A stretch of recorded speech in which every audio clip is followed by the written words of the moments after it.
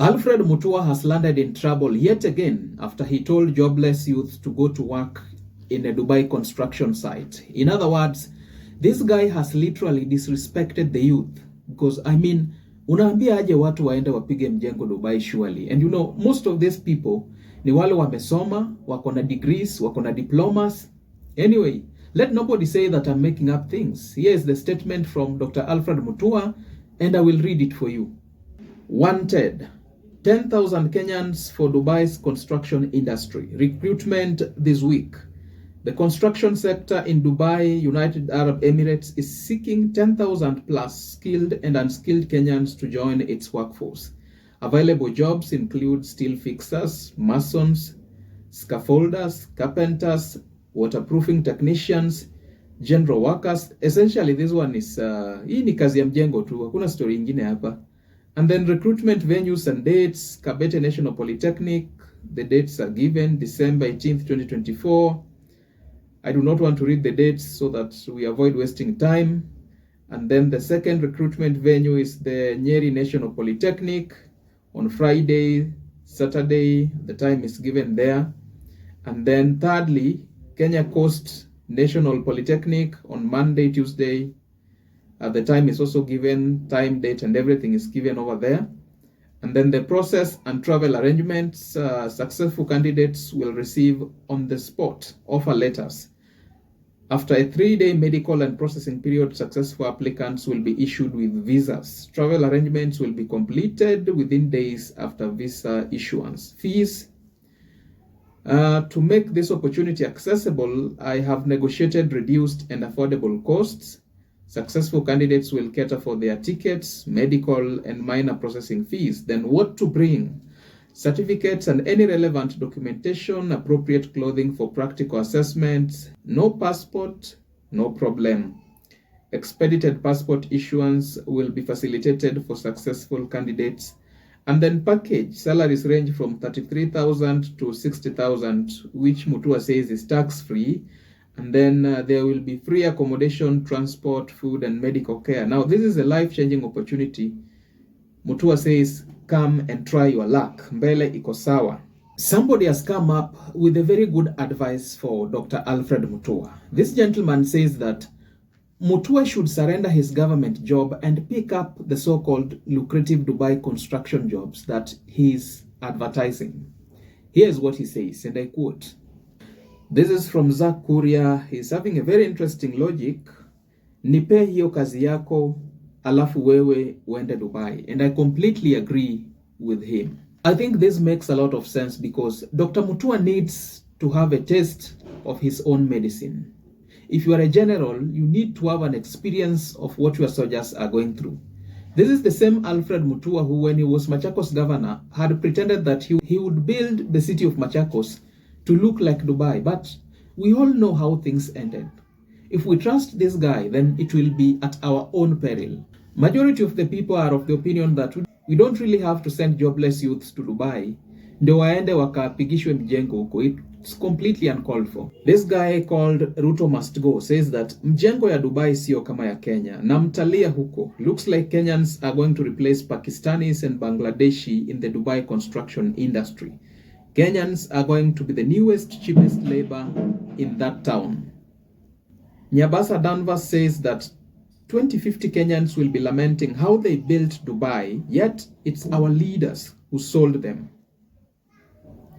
Kawangware Finest says that hidden charges, it is unfortunate we are hawking our graduates. Lord have mercy. Slave trade in the modern times. Juma Sijay says jobs cause Arabs don't like manual labor. And then Coldland says that also tell them of the working conditions and the heat. The innermost voice says deportation time will come and some will face it rough. So sad. And finally, Mr. Kenyatta says that this is nonsense. Now, this is completely unfortunate circumstance for this country because tell me why this government is exporting unskilled workforce. Things such as mjengo, surely, this government has refused to create jobs at home. And I say this deliberately because it is the bad policies and toxic looting and irresponsible culture that the William Ruto administration has perpetuated for 2 years that has resulted into the mess that we are now currently experiencing. That is exactly what has resulted into the higher rates of joblessness, higher rates of disillusionment, and depression that we are experiencing among the youth. Now, I know somebody might want to challenge me by saying that, oh, this thing started with Uhuru Kenyatta. But listen, as we speak, unemployment is at its peak. Uhuru's time was even better, trust me. Now, after they have messed up the country with excess looting and too much borrowing, Deputy President Kithure Kindiki now goes somewhere in Samburu County to pretend that they are now working. In the next 3 years, they are working to put money in people's pockets. Now, this is not my thinking anyway. The video is here. The remaining journey now for the next 3 years is to make sure we put money in the pockets of individual people in the country. Because inflation now is stabilized. The exchange rate is stabilized. And whose pockets was he referring to, by the way? Maybe he was not even referring to the pockets of the common mwananchi. I don't know, who knows?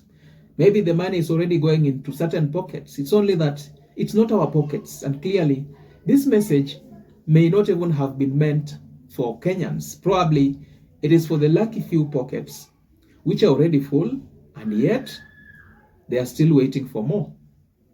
If this government is not careful, Kenyans will one day storm the streets with the kind of noise and mayhem and chaos that we saw the other day in Meru County, when the youngest elected MP, John Mwirigi, decided to ignore the bad roads in his constituency.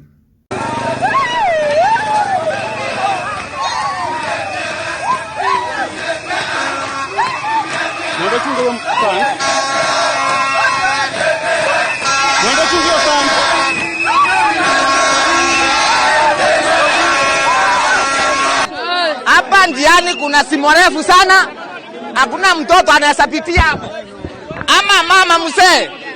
Ya pili, hii barabara hata ngari ikikuja sasa kunyanyesa, hakuna ngari kubwa inayoingia hii barabara, ndabuda inayoingia hii kwa simo. Na hii simo kuna tule mengi hapa, lakini tunalumika sana maroho yetu, watoto wadogo wa shule, wakienda shule waendi, hata siku moja wanalia, kila wamama wanakuja hapa, nisaidie.